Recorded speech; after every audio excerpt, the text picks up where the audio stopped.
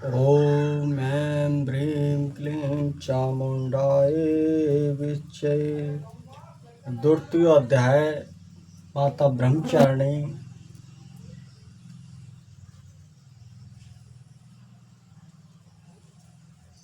और क्या कहा?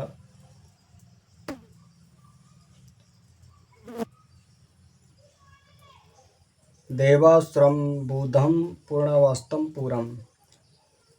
मध्य चरित्र के विष्णु ऋषि महालक्ष्मी देवता उष्ण की छंद शाकांबरी शक्ति दुर्गा बीज वायु तत्व और अजुर्वेद स्वरूप हैं। श्री महालक्ष्मी की प्रसन्नता के लिए मध्यम चरित्र के पाठ में इसका विनियोग है। मैं कमल के आसन पर बैठी हुई प्रसन्न मुख वाली महिषासुरमर्दिनी भगवती महालक्ष्मी का भजन करता हूँ, जो अपने हाथों में अक्षमाला फरसा गदा बाण ब्रज पदम धनुष कुंडिका दंड शक्ति खड़ग ढाल शंख घंटा मधु पात्र शूल पास और चक्र धारण करती है। ऋषि कहते हैं, पूर्व काल में देवताओं का असुरों में पूरे 100 वर्षों तक घोर संग्राम हुआ था।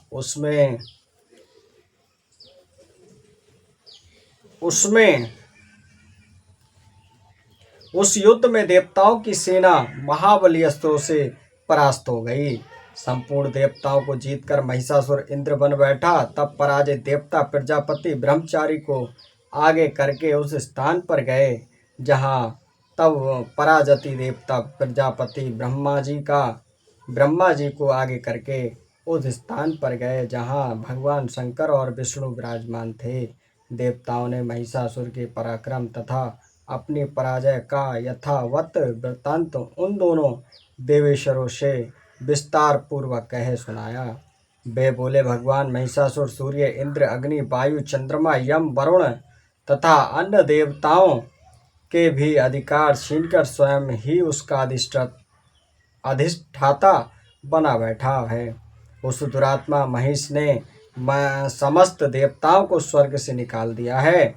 अब वे मनुष्यों की भांति पृथ्वी पर विचरते हैं। दैत्यों की यह सारी करतूत हमने आप लोगों से कह सुनाई। अब हम आपकी ही शरण में आए हैं, उसके वध का कोई उपाय सोचिए। इस प्रकार देवताओं के वचन सुनकर भगवान विष्णु और शिवा ने दैत्यों पर बड़ा क्रोध किया। उनकी भौं तन गई और मुंह टेढ़ा हो गया। तब अत्यंत कोप में भरे हुए चक्रपाणी श्री विष्णु के मुख से एक महान तेज प्रकट हुआ। इसी प्रकार ब्रह्मा शंकर तथा इंद्र आदि अनन्य देवताओं के शरीर से भी बड़ा भारी तेज निकला। वह सब मिलकर एक हो गया। महान तेज का वह पुंज ज्वालायमान पर्वत सा जान पड़ा। देवताओं ने देखा, वहाँ उसकी ज्वालाएं संपूर्ण दिशाओं में व्यक्त हो रही थी। संपूर्ण देवताओं के शरीर से प्रकट हुए उस तेज की कहीं तुलना नहीं थी। एकत्रित होने पर वह एक नारी के रूप में परिणत हो गया और अपने प्रकाश से तीनों लोक में व्याप्त जान पड़ा। भगवान शंकर का जो तेज था उससे उस देवी का मुख प्रकट हुआ। यमराज के तेज से उसके सिर में बाल निकल गए। श्री विष्णु भगवान के तेज से उसकी भुजाएं उत्पन्न हुईं। चंद्रमा के तेज से दोनों स्तनों का और इंद्र के तेज से मध्य भाग कटि प्रदेश का प्रादुर्भाव हुआ। वरुण के तेज से जंघा और पिंडली तथा पृथ्वी के तेज से निस्तंभ भाग प्रकट हुआ। ब्रह्मा के तेज से दोनों चरण और सूर्य के तेज से उसकी उंगलियां हुई। वसु के तेज से हाथों की उंगलियां हुईं और कुबेर तेज से नासिका प्रकट हुई।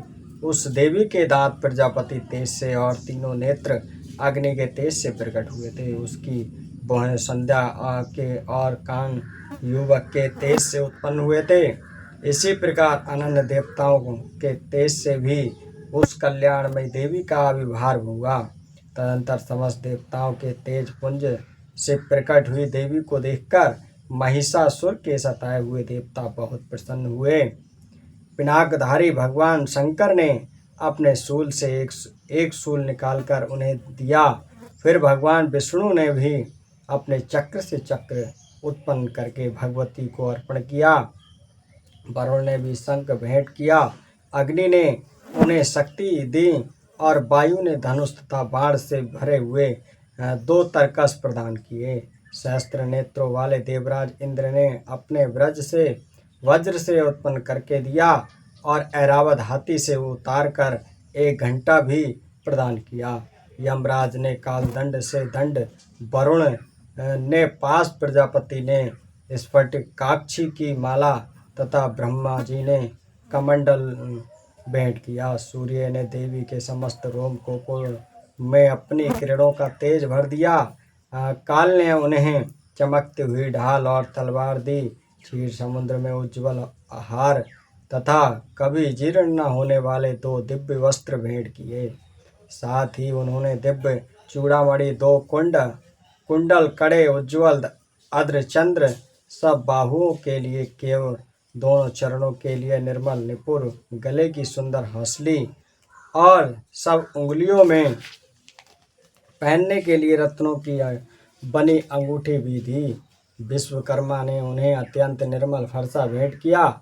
साथ ही उनके प्रकार के अस्त्र और अमेध कवच दिए। इनके सिवा मस्तक और वक्ष स्थल पर धारण करने के लिए कभी न कुम्हाने वाले कमलों की मालाएं दी। जल निधि ने उन्हें सुंदर कमल फूल भेंट किया। हिमालय ने सवारी के लिए सिंह तथा भांत भांत के रतन समर्पित किए। धनादेव कुबेर ने मधु से भरा पान पात्र दिया तथा संपूर्ण नागों के राजा शेष ने, जो इस पृथ्वी को धारण करते हुए उन्हें बहुमूल्य मणियों से विभूषित नागहार भेंट दिया। इसी प्रकार अन्य देवताओं ने भी आभूषण और अस्त्र शस्त्र देकर देवी का सम्मान किया। तत्पश्चात उन्होंने बारंबार अट्टहासपूर्वक उच्च स्वर से गर्जना की। उनके भयंकर नाद से संपूर्ण आकाश गूंज उठा। देवी का वह अत्यंत उच्च स्वर से किया हुआ सिंहानाद कहीं समा न सका। आकाश उसके सामने लघु प्रतीत होने लगा। उससे बड़े जोर की प्रतिध्वनि हुई, जिससे संपूर्ण विश्व में हलचल मच गई, और समुद्र बड़े जोर की प्रतिध्वनि हुई, जिससे संपूर्ण विश्व में हलचल मच गई हो, और समुद्र कांप उठे, पृथ्वी डोलने लगी और समस्त पर्वत हिलने लगे। उस समय देवताओं ने अत्यंत प्रसन्नता के साथ सिंहवाहिनी भवानी से कहा, देवी तुम्हारी जय हो, जय हो। साथ ही महर्षियों ने भक्ति भाव से विनम्र होकर उनका स्तुति किया। संपूर्ण त्रिलोक को क्षोभग्रस्त देख दैत्य गण अपनी समस्त सेनाओं को गए। उस समय महिषासुर ने बड़े क्रोध में आकर कहा, ये क्या हो रहा है? फिर वह संपूर्ण असुरों से गिरकर उस सिंहानाद की ओर लक्ष्य करके दौड़ा, और आगे पहुंचकर उसने देवी को देखा, जो अपने प्रभाव से तीनों लोकों को प्रकाशित कर रही थी। उनके चरणों के व्यवहार से पृथ्वी तीनों लोकों को प्रकाशित कर रही थी। उनके चरणों के व्यवहार से पृथ्वी दबी जा रही थी, माथे के मुकुट से आकाश में रेखा सी खींच रही थी, तथा वे अपने धनुष की टंकार से सातों पाताल को दुब किए हुए देती थीं। देवी अपनी हजारों भुजाओं से संपूर्ण दिशाओं को आच्छादित करके खड़ी थीं। तदंतर उनके साथ दैत्यों का युद्ध छिड़ गया। नाना प्रकार के अस्त्र शस्त्रों के प्रहार से संपूर्ण दिशाएं उदासित होने लगीं। चिक्षुर नामक महान असुर महिषासुर का सेना नायक था, वह देवी के साथ युद्ध करने लगा। अन्य दैत्यों की चतुरंगणी सेना साथ लेकर चामर भी लड़ने लगा। 60,000 रथियों के साथ आकर उद्रग नामक महादैत्य ने लोहा लिया। 1 करोड़ रथियों को साथ लेकर महाहनु नामक दैत्य युद्ध करने लगा, जिसके रोए तलवार के समान तीखे थे। वह असीलोमा नामक का महादैत्य 5 करोड़ रथी सैनिकों को सहित युद्ध में आ डटा। 60 लाख रथियों से घिरा हुआ वास्कल नामक दैत्य भी उस युद्ध भूमि में लड़ने लगा। परिवार फिर नामक राक्षस हाथी सवार और घुड़सवारों के अनेक दलों तथा 1 करोड़ रथियों की सेना लेकर युद्ध करने लगा। बिडाल नामक दैत्य 5 अरब रथियों से घिरकर लोहा लेने लगा। इनके अतिरिक्त और भी हजारों महादैत्य रथ, हाथी और घोड़ों की सेना साथ लेकर महादेवी के साथ युद्ध करने लगे। स्वयं महिषासुर उस रणभूमि में कोटि कोटि सहस्त्र रथ, हाथी और घोड़ों की सेना से घिरा हुआ खड़ा था। वे दैत्य देवी के साथ तोमर, बिंदीपाल, शक्ति, मूसल, खड़ग, परशु और पाटिष्ट आदि अस्त्र शस्त्रों का प्रहार करते हुए युद्ध कर रहे थे। कुछ दैत्यों ने उन पर शक्ति का प्रहार किया, कुछ लोगों ने पास फेंके तथा कुछ दूसरे दैत्यों ने खड़ग प्रहार करके देवकी को मार डालने का उद्योग किया। देवी ने भी क्रोध में भरकर खेल खेल में ही अपने अस्त्र शस्त्रों की वर्षा करके दैत्यों के वे समस्त अस्त्र शस्त्र काट डाले। उनके मुख पर परिश्रम तथा थकावट रंचा मात्र भी चिन्ह नहीं था। देवता और ऋषि उनकी स्तुति करते थे और वे भगवती परमेश्वरी दैत्यों के शरीर पर अस्त्र शस्त्रों की वर्षा करती रही। देवी का वाहन सिंह भी क्रोध में भरकर गर्दन के बाल को हिलाता हुआ अस्त्रों की सेना में इस प्रकार विचरने लगा मानो वनों में दबंग फैल रहा हो। रणभूमि दैत्यों के साथ युद्ध करती हुई अंबिका देवी ने जितने निश्वास छोड़े वे सभी तत्काल सैकड़ों हजारों गणों के रूप में प्रकट हो गए और परशु, बिंदीपाल, खड़ग तथा पटिष्ठ आदि अस्त्रों द्वारा अस्त्रों का सामना करने लगे। देवी की शक्ति से बड़े हुए वे गण अस्त्रों का नाश करते हुए नगाड़ा और शंख आदि बाजे बजने लगे। उस संग्राम महोत्सव में कितने ही गण मृदंग बजा रहे थे। तदंतर देवी ने त्रिशूल से, गदा से, शक्ति की वर्षा से और खड़ग आदि से सैकड़ों महादैत्यों का संहार कर डाला। कितनों को घंटे के भयंकर नाद से मूर्छित करके मार गिराया। बहू, तेरे दैत्यों को पास से बांधकर धरती पर घसीटा। कितने ही दैत्य उनकी तीखी तलवार की मार से दो दो टुकड़े हो गए। कितने ही गदा की चोट से घायल हो धरती पर सो गए। कितने ही मूसल की मार से अत्यंत आहत होकर रक्त बवन करने लगे। कुछ दैत्य शूल से छाती फट जाने के कारण पृथ्वी पर ढेर हो गए। उस रणांगण में बाण समूह की वृष्टि से कितने ही असुरों की कमर टूट गई। बाज की तरह झपटने वाले देवपिंडक दैत्य गण अपने प्राणों से हाथ धोने लगे। किन्हीं की बाहें छिन्न भिन्न हो गईं। कितनों की गर्दनें कट गईं। कितने ही दैत्य के मस्तक फट कर गिरने लगे। कुछ लोगों के शरीर मध्य भाग में ही विदर्ण हो गए और कितने ही महादैत्य जांघें कट जाने से पृथ्वी पर गिर पड़े। कितनों को ही देवी ने एक बाह, एक पैर और एक नेत्र वाले करके 2 टुकड़ों में चीर डाला। कितने ही दैत्य मस्तक पर कट जाने पर भी गिरकर फिर उठ जाते और केवल भड़के ही रूप में अच्छे अच्छे हथियार हाथ में ले देवी के साथ युद्ध करने लगते थे।